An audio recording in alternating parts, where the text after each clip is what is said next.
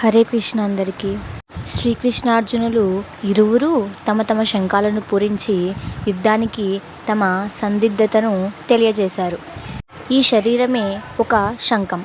దీనిని పరమాత్మ పూరిస్తేనే పరమాత్మ చైతన్యం ఉన్నంత వరకే ఇది పనిచేస్తుంది. పరమాత్మ చైతన్యం అందనివాడు శ్మశాన పాలై 2 కిలోల బూడిదవుతాడు. ఇక్కడ పరమాత్మ శంఖాన్ని పూరిస్తున్నాడు అంటే శరీరాలకు చైతన్యం కలిగిస్తున్నాడు అని అంతరార్థం. మరి ఈ శంఖం యొక్క చరిత్ర ఏమిటి?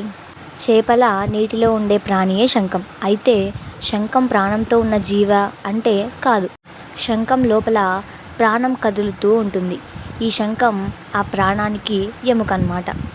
మనకు లోపల ఎముకలు బయట దేహం ఉన్నట్టుగా శంఖానికి బయట ఎముకలు లోపల దేహం ఉంటుంది.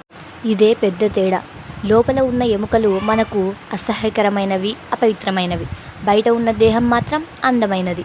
కానీ దానికి మాత్రం బయట ఉన్న ఎముక అందమైనది, పవిత్రమైనది.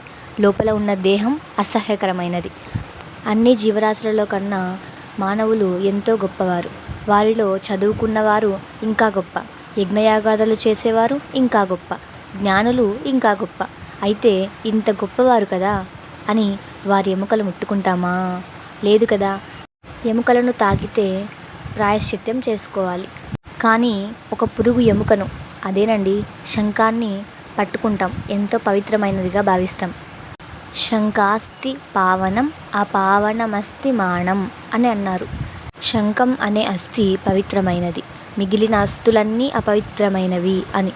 శంఖం పురుగు యొక్క ఎముకే అయినప్పటికీ ఈశ్వరాభిషేకంలో ఉపయోగపడుతున్నది. పవిత్రమైన పూజా పరికరంగా ఉపయోగపడుతుంది. యుద్ధ ప్రారంభానికి ఉపయోగిస్తారు. అట్టి పవిత్ర శంఖధ్వనితో యుద్ధానికి తమ సందిగ్ధతను తెలియజేస్తున్నారు శ్రీకృష్ణార్జునులు.